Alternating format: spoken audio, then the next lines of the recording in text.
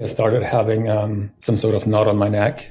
Weirdly enough, the first word that came into my head was cancer, out of nowhere. I literally just moved back to Paris, wanted to start all over again. And at that very moment, that's when I received my first diagnosis. I went to the doctor, a general practitioner, who actually laughed me off and said, "Oh, and I'm sure you Googled some stuff," which was, of course, the case. Yeah, but he calmed me down. He said, "It's probably just an infection. We're going to look into it." It was probably about 2 or 3 weeks until I had an X-ray scheduled. Once I got out of the X-ray, was in a waiting room, expecting to get the big envelope like everybody else at reception and leave. And my name was called, and I went to the reception, and the woman was like, "Oh, the doctors want to see you." And that's when I was like, "Oh, I guess it's more serious." I walked into a room full of doctors and people who worked in that laboratory. And they were like, "Oh, we can't really tell you about what's going on in your neck, but there's a shadow in your lung, which we think you should really check out." And that's when I really started freaking out. I went to the emergency. They were looking through everything that I brought. And they said, "Listen, we don't really know what's going on." She didn't really speak to me. She just asked me to sit down and examined me. It felt like it's something she does every day. And then she asked me to sit down. And she said, "Well, I'm pretty sure I know what you have. You won't have to have surgery. You won't have to be hospitalized. It just requires a special treatment." And I was actually really relieved. I was like, "Oh, so it can't be that serious then." And I asked her, what kind of special treatment do you mean?" And she said, chemotherapy. And that's, of course, when the wall really hit. And I just, found myself having these images of myself bold and sick and in a bed and surrounded by my loved ones. I really just wanted to wake up from this nightmare. I had a biopsy the next day, and then, of course, all the other examinations. But the biopsy basically confirmed it. And it was a 4-month protocol with chemotherapy every 2 weeks. I think once I announced it to friends and family, I kind of just decided to be very brave and trying to protect everybody around me somehow. After that, I was officially in remission. And it was about 2 months after I woke up one morning. And it was just a very automatic thing for me to just always touch my neck. And suddenly I found a note on the other side of my neck. And I was just like, no, that's just impossible. The first thing I did, I went straight to the hospital. And there was another doctor that I was kind of close to. I went to see her, and she was like, "Oh, you come to see us?" And I said, "Yes, but I think it's back." She said, "What do you mean? That's impossible." And then she basically touched the note, and I could just see in her face that it seemed like I was right. I sat down in front of her, and she said, "Well, we officially know you've relapsed. The chemo protocol that we did was obviously not sufficient. Now you will have to be hospitalized. You will have to do intensive chemotherapy. You won't be able to have children again. You won't be able to work." That just felt like everything needs to stop. And I just have to be a patient. I also, at that time, was physically still quite weak, and also mentally. It was like as if I had a voice in my head saying, "You won't be able to get through this." It was almost that questioning, which was almost satirical, where I was like, what have I done wrong? What should I have done differently? And so basically I left the hospital, and for a year and a half, I didn't answer any of their phone calls. I didn't reply to any of their letters. And obviously the tumor just started growing and got bigger and bigger. But at that time I was so stubborn. I wouldn't listen to anybody. And I just said, I'm convinced I'm going to be able to heal myself. I basically just starved myself, and I lost a lot of weight. And after 10 days, I had a complete breakdown. The doctor basically just said, "Listen, everything you've learned in the past year and a half are things that can support you, but that doesn't have to exclude actual medical treatment and innovation. So how about combining these things?" Within that year and a half, that's probably the wisest thing anybody ever said to me. To basically say they don't have to fight against each other, they can actually support each other. I went through numerous chemotherapy protocols and also radiotherapy. And I was really just focused on making sure the tumor is reduced, because basically it was on my neck, but then also under my armpits. And once it was reduced enough, the doctor basically came to see me and said, listen, you can continue like that and you'll probably not make it until clarity.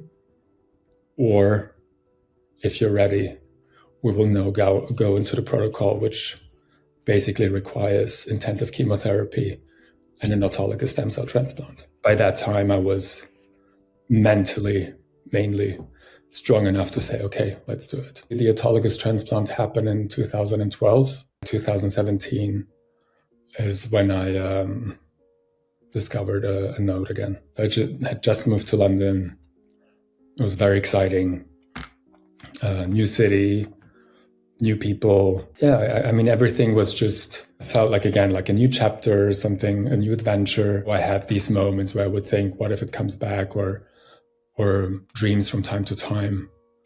I didn't really expect for it to happen again. One day in the shower, where I was basically just applying shower gel, and suddenly I felt a node on my neck again. So I went back to Paris immediately, and the tests confirmed that it was again the case, that I had Hodgkin's lymphoma. And we went straight for intensive chemotherapy, conditioning, and then another autologous stem cell transplant. It was successful. I was in remission. There was, of course, some fear around another relapse or anything similar coming back. I actually thought a lot about the past treatments and how it impacted me, how it impacted people around me. I think for the first time, I actually really processed what I went through and the pain and the fear that I kind of pushed away. I actually wrote everything down. I think I wrote about probably 200 pages. There was one moment I will probably never forget. I had a call with one of my ex-partners, and he said, listen, you were always saying you're fine and that you have everything under control. But he said every night I would wake up because you were scratching yourself all over while you were sleeping. And then he started crying because he said, I felt so helpless back then because you wouldn't let me in. You wouldn't talk about your fears. You would only put on the brave face and say you have everything under control. So after that call, I sat down and I suddenly saw that my arms were sweating, and suddenly I was just overcome by emotions, and I just started sobbing. And it was really that kind of uncontrollable sobbing where you almost can't breathe anymore. That was probably the first time that I really let it out. It was about every 6 months that I went to the hospital just to get checked out, just your usual blood tests and quick examination. And basically what we witnessed was that my blood counts were really low, and they had no explanation for that. I had another appointment in February. I came to the appointment and I saw 2 people sitting in the room. I was like, oh, that's probably not a good sign. What they basically said is, chemotherapy and radiotherapy are things that we cure cancer with, but too much of it can also cause cancer. Unfortunately, we found that you have MDS. I started to realize that it's back, but now in a different way, and somehow also in a scarier way, because there's a genetic modification in my bone marrow, and my bone marrow is basically broken. What I was told is that an autologous transplant wouldn't be an option anymore, and that I would now have to have a transplant for which they have to look for a donor. My sister was the first choice, but since she was only a 50% match, they went basically out into the registry where they luckily found a 100% match. Me being me, I was worried about all of the work projects I already had lined up. I asked them at what stage I was and how urgent it was. And since my blood counts weren't decreasing too much, it seemed like we did have some time. I think it was just a few days before I had to go to Saudi Arabia. I had a scheduled bone marrow biopsy, and that morning I felt extremely sick. And we arrived at the hospital, and I felt so sick that I needed to find a bathroom to throw up. Once I got to the room where I had the bone marrow biopsy, the transplant nurse came by just to have a chat. And when she looked at me, she said, listen, you're not going anywhere right now. When they examined my bloods and my bone marrow, they basically saw that the MDS had already developed into AML. And that's when we realized that I'm now at a stage where we can't delay treatment any further. Somebody came to see me and said, so we're still analyzing more. There's a possibility that you have a mutation that we don't have a treatment for. And in that case, I can only tell you to enjoy your life as much as possible. That was really scary, for sure. Because I think until then,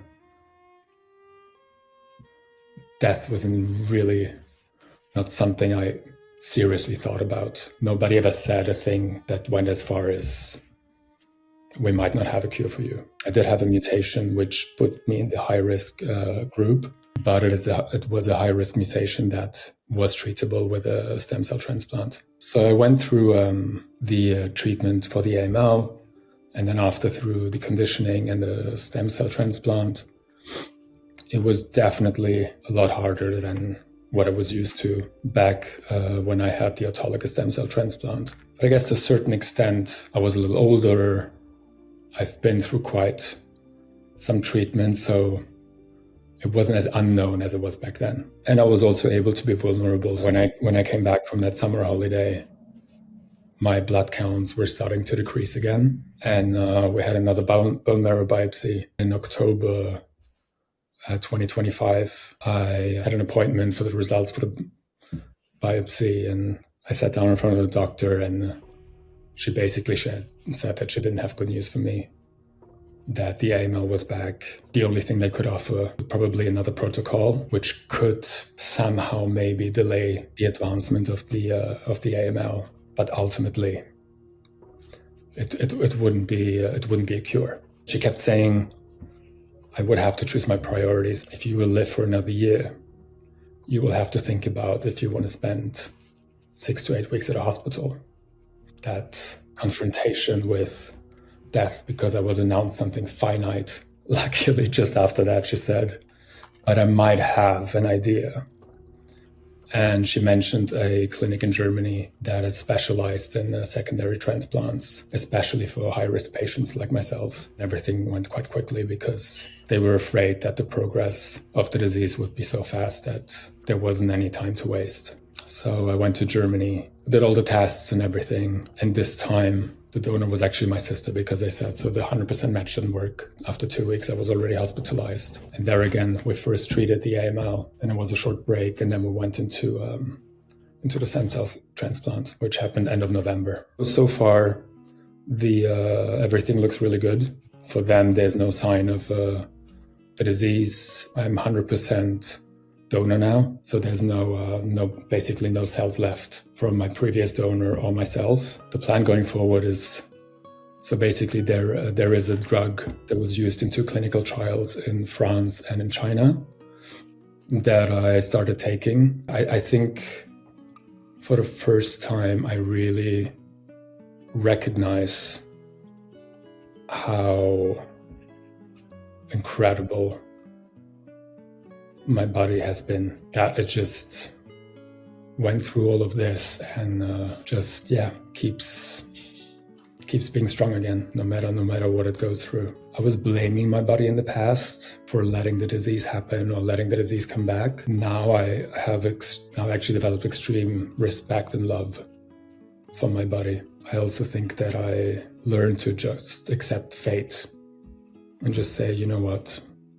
Anything can happen at any time. Somebody can just cross the street and something can happen. But it helps me personally to overcome fear and just try to appreciate the present life a little more. I always say, no matter what happens, I had an incredible life. I really did. I think I never held back. I took risks. I traveled a lot. I met a lot of people. I went through scary things, beautiful things. So I think it's really the love of life.